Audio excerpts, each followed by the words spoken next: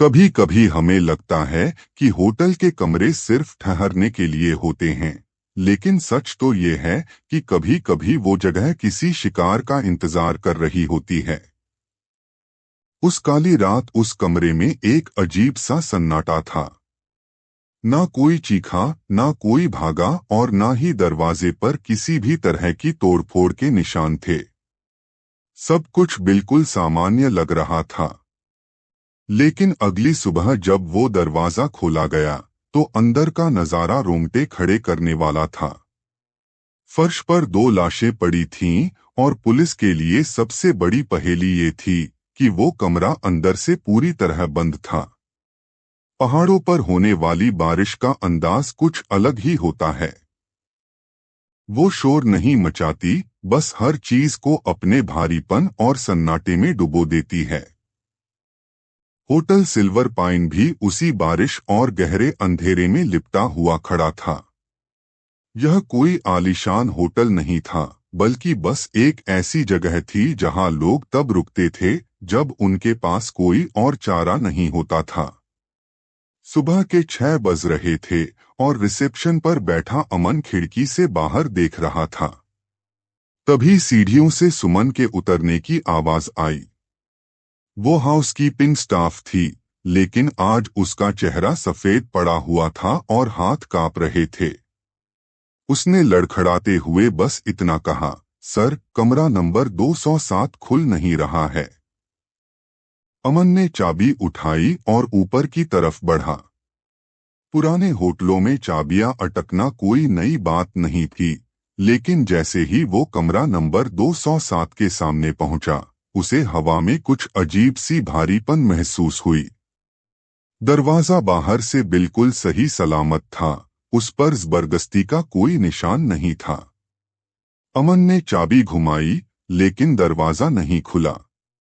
उसने दस्तक दी, लेकिन अंदर से कोई जवाब नहीं आया। पीछे खड़ी सुमन की सांसें तेज हो रही थीं। अमन ने अपनी मास्टर की निकाली और झटका देकर दरवाजा खोल दिया। दरवाजा खुलते ही अंदर की ठंडी और रुकी हुई हवा बाहर निकल आई। अंदर का नजारा किसी बुरे सपने जैसा था। बिस्तर के पास एक आदमी जमीन पर गिरा हुआ था और खिड़की के पास एक औरत का शरीर पड़ा था। दोनों पूरी तरह स्थिर थे। अमन का दिमाग यह मानने को तैयार नहीं था, लेकिन सच यही था कि वो सो नहीं रहे थे, वो मर चुके थे। सुमन की चीख निकलने ही वाली थी कि अमन ने उसे शांत कराया, क्योंकि होटल में बात आग की तरह फैलती है। उसने गौर किया तो पाया कि खिड़कियां और वॉशरूम सब कुछ अंदर से लॉक था। कहीं से भी बाहर निकलने का कोई रास्ता नहीं था, फिर भी 2 लोग मर चुके थे। कुछ ही देर में होटल के मालिक मिस्टर खन्ना भी वहां पहुंच गए। मरने वालों की पहचान आर्यन और माया के रूप में हुई। रजिस्टर के मुताबिक वो पति पत्नी नहीं थे और अलग अलग शहरों से आए थे, लेकिन फिर भी एक ही कमरे में ठहरे थे। खन्ना को याद आया कि पिछली रात वो दोनों रिसेप्शन पर बेहद खामोश थे। उनके बीच ना कोई झगड़ा था और ना ही कोई बातचीत। पुलिस को इत्तिला दी गई और जब इंस्पेक्टर राठी वहां पहुंचे तो उन्होंने सबसे पहला सवाल यही किया कि दरवाजा कैसे बंद था। अमन का जवाब था, अंदर से। पुलिस ने पूरा कमरा छान मारा। ना कोई हथियार मिला, ना कोई सुसाइड नोट और ना ही संघर्ष का कोई निशान। लेकिन एक बात साफ थी, यह आत्महत्या नहीं थी। अब सवाल यह नहीं था कि वो कैसे मरे, सवाल यह था कि उन्हें मारा किसने। क्योंकि कातिल चाहे जो भी हो, वो एक बंद कमरे से हवा बनकर गायब हो गया था। पुलिस के सायरन ने होटल सिल्वर पाइन की खामोशी को तोड़ दिया था। जहां थोड़ी देर पहले सिर्फ सन्नाटा था, अब वहां डरी हुई फुसफुसाहटें गूंज रही थीं। इंस्पेक्टर राठी ने कमरा नंबर 207 के बाहर खड़े होकर एक गहरी सांस ली और बारिश से भीगे गलियारे को देखा। उनका सालों का तजुर्बा चीख चीख कर कह रहा था कि यह बंद कमरा झूठ बोल रहा है। अंदर से बंद कमरे में बिना किसी संघर्ष और शोर के हुई ये मौतें साफ इशारा कर रही थीं कि यहाँ कोई तीसरा भी मौजूद था। राठी ने तुरंत होटल के मालिक खन्ना, रिसेप्शनिस्ट अमन, हाउसकीपिंग स्टाफ सुमन और नाइट गार्ड मोहन को नीचे लॉबी में तलब किया। उनके सामने 4 लोग थे, 4 चेहरे और 4 अलग अलग खामोशियां। राठी जानते थे कि ऐसे मामलों में सच सीधे सवालों से बाहर नहीं आता। उन्होंने बस इतना पूछा कि कल रात उन्हें आखिरी बार किसने देखा था। अमन ने बताया कि रात 9:30 बजे आर्यन और माया डिनर के लिए नीचे आए थे। वो शांत थे लेकिन उनके बीच कोई झगड़ा नहीं था। सुमन ने जोड़ा कि रात 10 बजे जब वो वहां से गुजरी तो कमरे से टीवी की हल्की आवाज आ रही थी। इसका मतलब साफ था, उस वक्त वो दोनों जिंदा थे। नाइट गार्ड मोहन ने भी दावा किया कि रात 11 से सुबह 5 बजे तक उसने हर घंटे राउंड लगाया, लेकिन ना कोई चीख सुनाई दी और ना ही कोई हलचल हुई। राठी ने सबकी आंखों में देखते हुए पूछा, क्या किसी ने दरवाजा खुलते या बंद होते देखा? सबने एक सुर में ना कहा। राठी के चेहरे पर एक हल्की मगर खतरनाक मुस्कान आ गई, क्योंकि यही वो जवाब था जिसकी उन्हें उम्मीद थी। वो वापस कमरे में गए और इस बार हर चीज को बहुत बारीकी से देखा। बेड पर पड़े आर्यन की उंगलियां हल्की मुड़ी हुई थीं, जैसे उसने आखिरी पल में कुछ पकड़ने की कोशिश की हो। वहीं माया कुर्सी पर ऐसे बैठी थी जैसे बस सो रही हो। उनके चेहरों पर मौत का डर नहीं था, जैसे मौत दबे पाव आई हो। डॉक्टर की शुरुआती रिपोर्ट ने मामला और उलझा दिया। मौत की वजह जहर थी, लेकिन कमरे में ना कोई गिलास था, ना कोई बोतल और ना ही कोई दवा। यानी यह जहर उन्हें पिलाया नहीं गया था, बल्कि यह जहर सांसों के जरिए उनके शरीर में उतारा गया था। राठी ने महसूस किया कि कमरे की खिड़कियां और एसी बंद थे, लेकिन बाथरूम का एग्जॉस्ट फैन अभी भी चल रहा था। यह एक छोटी सी बात थी, लेकिन इशारा बहुत बड़ा था। उन्होंने तुरंत गार्ड मोहन से पूछा कि क्या रात में एग्जॉस्ट बंद किया गया था। मोहन ने बताया कि वो तो खुद ब खुद बंद होता है। राठी समझ गए कि कहानी में एक नई और गहरी परत जुड़ चुकी है। यह कत्ल गुस्से में नहीं, बल्कि बेहद शातिर दिमाग से प्लान किया गया था। राठी ने बाहर आकर खन्ना से पूछा, इस होटल का कौन सा कमरा सबसे कम इस्तेमाल होता है? खन्ना ने बिना सोचे जवाब दिया, 207, क्योंकि वहां अक्सर ठंड रहती है और लोग शिकायत करते हैं। यह सुनते ही राठी की आंखें चमक उठीं। कम इस्तेमाल होने वाला कमरा, अंदर से बंद दरवाजा और हवा में फैला जहर, यह कोई इत्तेफाक नहीं था।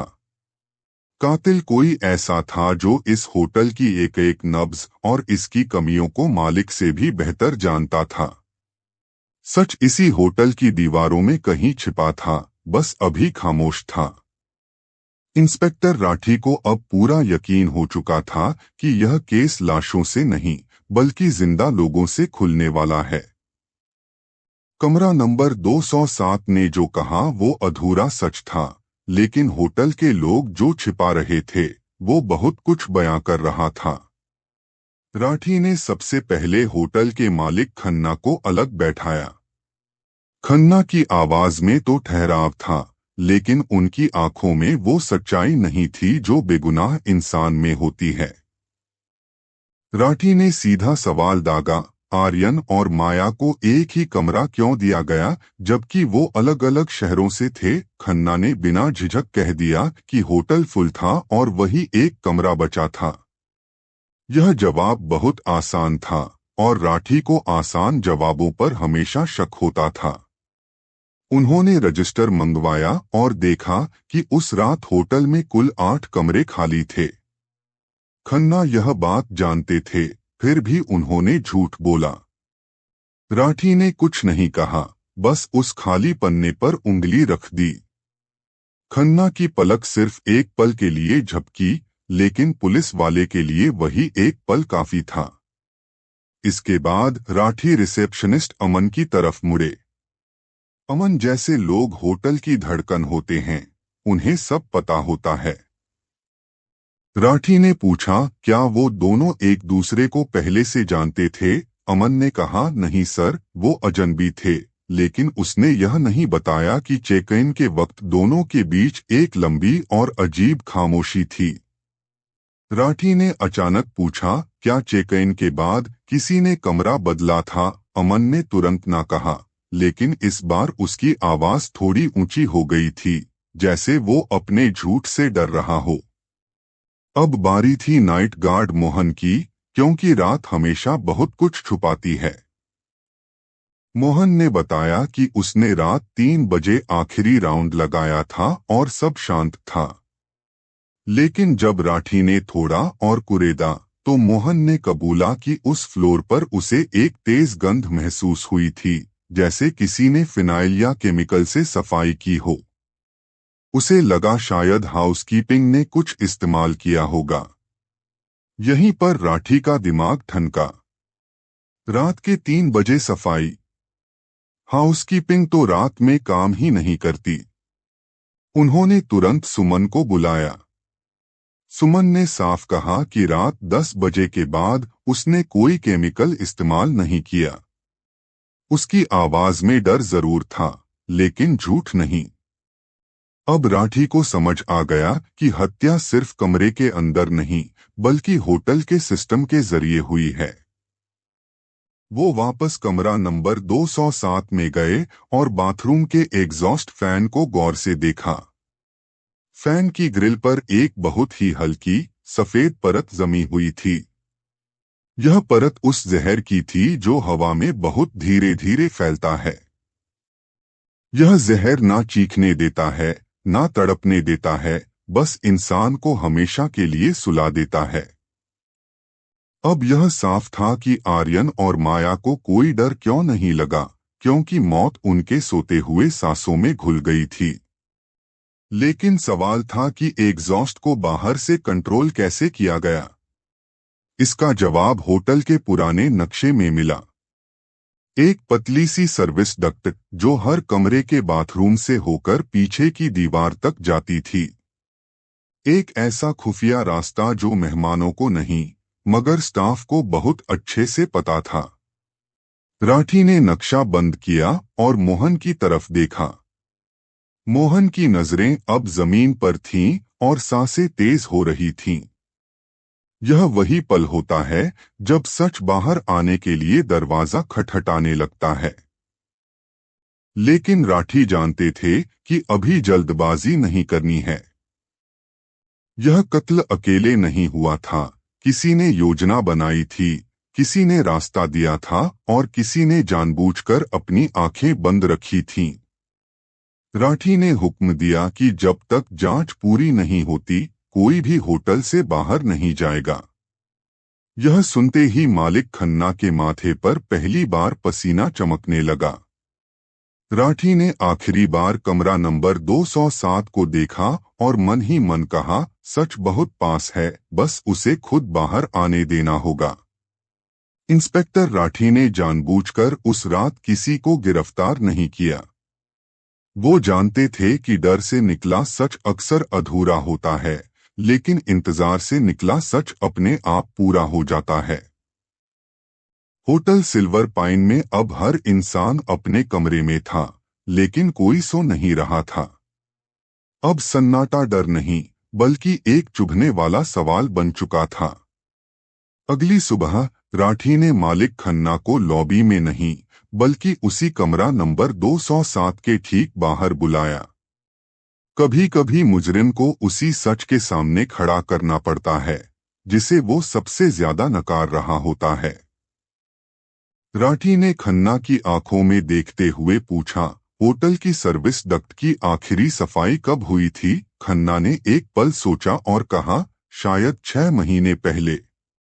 बस यही वो पल था जब खन्ना का झूठ पकड़ा गया। राठी ने कहा, सिस्टम में दर्ज है कि सफाई सिर्फ 3 हफ्ते पहले हुई थी। यानी किसी ने हाल ही में उस रास्ते का इस्तेमाल किया था। खन्ना के चेहरे का रंग उड़ने लगा। राठी ने टेबल पर आर्यन और माया के फोन रख दिए और बताया, तुम कह रहे थे वो अजनबी थे, लेकिन इन दोनों के फोन में एक ही नंबर सेव है। ये दोनों एक दूसरे को बहुत पहले से जानते थे। अब खन्ना के पास कोई जवाब नहीं था। इसके बाद रिसेप्शनिस्ट अमन को बुलाया गया।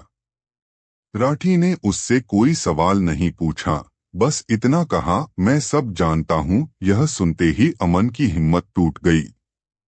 उसने कबूल किया कि आर्यन इस होटल में पहले भी आ चुका था। वो खन्ना का पुराना पार्टनर था जो होटल के अवैध निर्माण की पोल खोलने की धमकी दे रहा था। माया उसकी बहन थी जो सिर्फ सुलह करवाने आई थी। खन्ना ने उस रात गार्ड मोहन को बुलाया था, बस उन्हें डराने के लिए। लेकिन डराने का खेल कब मौत में बदल गया, पता ही नहीं चला। अब बारी थी मोहन की। उसकी वर्दी ढीली पड़ गई थी और आवाज कांप रही थी। उसने माना कि उसी ने सर्विस डक्ट के जरिए एग्जॉस्ट में वो बेहोश करने वाला केमिकल छोड़ा था। लेकिन तभी मोहन ने एक ऐसी बात कही जिसने पूरे केस को पलट दिया। उसने रोते हुए कहा, साहब, मैंने उन्हें मारने के लिए नहीं, बस बेहोश करने के लिए दवा डाली थी। और जब मैं वहां से भागा तो कमरे का दरवाजा खुला था। यह सुनते ही खन्ना की सांसें रुक गईं। अगर मोहन ने दरवाजा खुला छोड़ा था तो लाशें मिलने पर दरवाजा अंदर से बंद कैसे मिला? राठी ने खन्ना की तरफ देखा और कहा, दरवाजा अंदर से बाद में बंद किया गया था और बाहर खड़े होकर मास्टर लॉक सिस्टम के जरिए दरवाजे को अंदर से लॉक करने की तकनीक सिर्फ एक आदमी जानता है, इस होटल का मालिक। खन्ना ने आखिरकार अपना सिर झुका लिया। उसने कबूला कि जब आर्यन और माया बेहोश हो गए तो वो खुद कमरे में गया था यह देखने की काम हुआ या नहीं। लेकिन केमिकल की डोज ज्यादा हो गई थी, वो मर चुके थे। खन्ना ने ही बाहर निकलते वक्त अपनी मास्टर की से लॉक को ऐसे घुमाया कि वो अंदर से बंद हो गया, ताकि पुलिस को लगे कि यह आत्महत्या है या कोई असंभव घटना। कमरा अंदर से बंद था, लेकिन सच बाहर खड़ा था। राठी ने मोहन और खन्ना को गिरफ्तार किया और अमन को गवाह बनाया। होटल सिल्वर पाइन एक बार फिर शांत हो गया, लेकिन इस बार यह शांति डरावनी नहीं थी। बाहर निकलते वक्त राठी ने मुड़कर उस होटल को देखा और मन ही मन कहा, जिंदगी में कुछ दरवाजे बाहर से नहीं बल्कि अंदर से बंद किए जाते हैं। मोहन और खन्ना की गिरफ्तारी के बाद होटल सिल्वर पाइन में एक अजीब सी शांति उतर आई थी। यह वो शांति नहीं थी जो सुकून देती है, बल्कि वो खामोशी थी जो याद दिलाती है कि यहाँ कुछ ऐसा हुआ है जिसे कभी भुलाया नहीं जा सकता। बाहर बारिश अब भी हो रही थी, लेकिन उसकी आवाज अब हल्की लग रही थी, जैसे पहाड़ भी जानते हों कि यह खूनी खेल अब खत्म हो चुका है। कमरा नंबर 207 अब खाली हो चुका था। बिस्तर साफ था, फर्श चमका दिया गया था, लेकिन हवा में अब भी एक भारीपन महसूस हो रहा था। इंस्पेक्टर राठी आखिरी बार उस कमरे के बीच खड़े थे। वो जानते थे कि हत्या के बाद जगहें इतनी जल्दी सामान्य नहीं होती, वो पहले सवाल बनती हैं और फिर डरावनी यादें। नीचे रिसेप्शन पर अमन बैठा था। उसकी आंखों में थकान थी, लेकिन साथ ही एक अजीब सा हल्कापन भी, जैसे उसके सीने से कोई भारी बोझ उतर गया हो। वहीं सीढ़ियों पर सुमन चुपचाप सफाई कर रही थी, जैसे वो हर पायदान से उस काली रात के निशानों को मिटाने की कोशिश कर रही हो। लेकिन राठी जानते थे कि कुछ दाग झाड़ू से साफ नहीं होते। राठी ने होटल का रजिस्टर बंद किया और अमन से कहा कि होटल कुछ दिनों के लिए सील रहेगा। यह सिर्फ कानूनी प्रक्रिया नहीं थी, बल्कि जरूरी था।